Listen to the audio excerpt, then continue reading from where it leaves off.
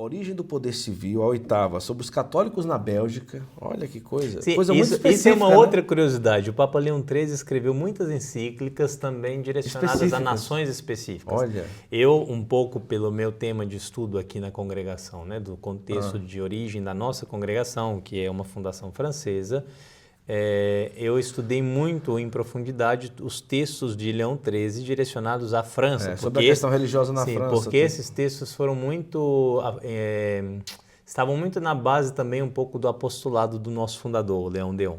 E o Papa Leão XIII, ele inclusive, um texto polêmico, uma encíclica dele de 1892, ou seja, depois da Rerum Novarum, Au milieu de sollicitude, é um texto que, diferente das outras encíclicas, o título da encíclica é em francês. 1892? Sim, a encíclica é escrita em francês e é um texto em que ele recomenda ao povo francês a aceitar a república como forma autêntica de governo.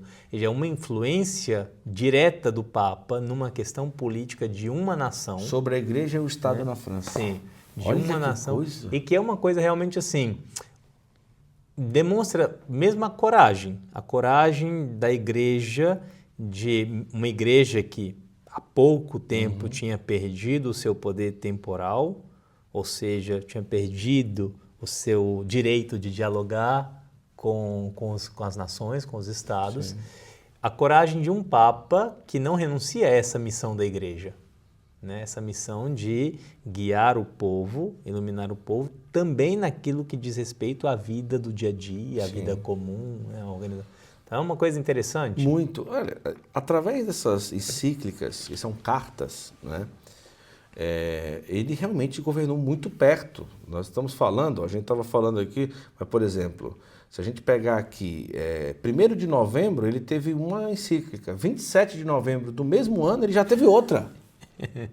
Gente, então, Leão XIV já avisou para que veio, na minha opinião.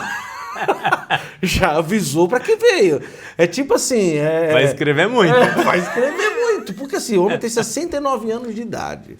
Leão XIII, 88 encíclicas. Nós estamos falando aqui, ó, por exemplo, 27 de novembro ele escreveu sobre a educação cristã. 22 de dezembro já teve outra encíclica. Mas vamos continuar aqui, ó. A gente pegou aqui, a gente parou em São Cirilo e São Metódio, depois Cidade Santa de Deus. Aí vai vir Diuturno, sobre a origem do poder civil, sobre os católicos na Bélgica, sobre as condições na Itália. Olha que coisa bonita, uma encíclica sobre São Francisco de Assis. Olha, tá aí um exercício bom. A gente relê as encíclicas de Leão XIII. Interessante, para se preparar com o que está vindo. Acho que é importante. Cara, não é uma cópia, não é uma transferência de pontificado, mas é um tom que ninguém esperava um Papa com o nome Leão. Gente, sim, isso é muito interessante, tá? Porque assim. É verdade que assim, é uma tradição da igreja, dos papas, né? Escolherem nomes que se baseiam um pouco, muitas vezes é homenagem a algum papa, o reconhecimento né? Mas geralmente os últimos papas, com exceção do Papa Francisco, que escolheu um nome totalmente novo, mas também dando as motivações, não só uma homenagem a São Francisco de Assis, mas essa escolha de um modelo de igreja voltada para os pobres, né? como para a periferia, a palavra que ele gostava muito de usar, né? Como foi um pouco o significado de São Francisco de Assis no século XII. Mas, geralmente, a tradição dos últimos papas era essa, de escolher um nome que mais ou menos indicava um pouco também o perfil, o modelo de pontificado.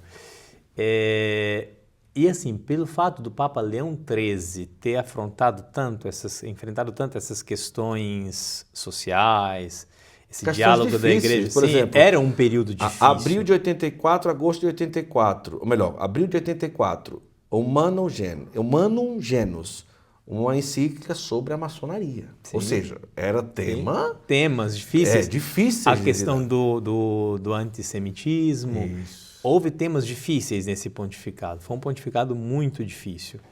E talvez até por isso, pela postura de Leão XIII, de ter enfrentado essas situações, de ter sido uma voz considerada até um pouco polêmica naquele contexto. Nenhum outro papa depois dele quis escolher o nome Leão. Quis ser um leão. É interessante isso, porque se a gente volta atrás, verdade, os papas chamados leões, tem outros papas chamados leões, que foram papas importantes. Só de pensar o primeiro, Leão Magno, foi um papa importantíssimo para a igreja, é doutor da igreja, né? É um papa que foi aí muito importante para aquele contexto, é um grande teólogo, o Papa Leão Magno. Mas assim, depois de Leão XIII, a gente teve Pio, que repetiu diversas vezes, pensando Pio IX, que era o antecessor do Leão XIII, né? E que abriu esse diálogo da igreja com a modernidade. Depois vieram mais outros 3, Pio X, logo após o Leão XIII, Pio XI em seguida, Pio XII depois, um pouco depois. Tivemos 2 Bentos, Bento XV e o Bento XVI. João Paulo. Tivemos o João, que era o João 23, que retomou um pouco uma tradição, porque houveram aí diversos papas, João, e o Paulo VI recupera um pouco um nome que já há muito tempo não se usava, e o João Paulo... Juntou os dois. Que o nome claramente dava a ideia que era uma continuidade dos 2 pontificados, né? Pensar que João 23 e Paulo VI são os papas do Concílio Vaticano II. Um abriu o Concílio Vaticano II, o outro concluiu o Concílio Vaticano II. Então, os 2 João Paulos já disseram, viemos para dar continuidade ao Concílio Vaticano II. Né? Então, assim, é realmente uma surpresa que um papa retome o nome de Leão. Pode-se dizer até corajoso. Corajoso, com certeza, corajoso. Eu acho que não era um nome em torno do qual se tinha uma unanimidade. Eu acho dificilmente alguém não recebeu com surpresa essa escolha.